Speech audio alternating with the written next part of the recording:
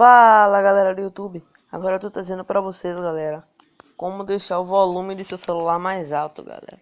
É isso mesmo, ao vezes você compra aquele celular pequeno e o som não é muito alto. Eu descobri esse aplicativo aqui, galera, Music Volume EQ.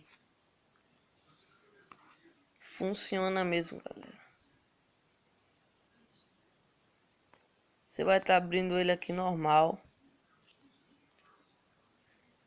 Galera, ele é baixado pela Play Store. Ele não demora de baixar.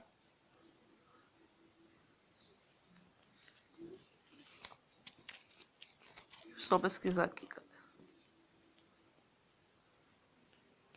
O nome dele é esse.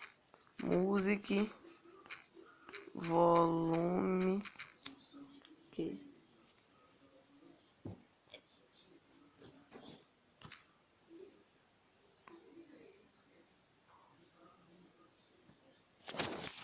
Esse daqui, galera.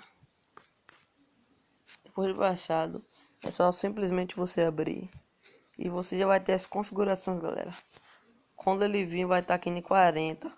Vocês levantam esse todo. Você clica aqui nesse botão ali embaixo, em EQ. E vem aqui.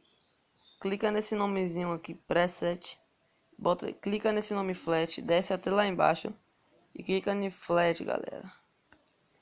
Vai estar deixando o som mais alto. É só isso, galera, que eu vou trazer pra vocês. E valeu!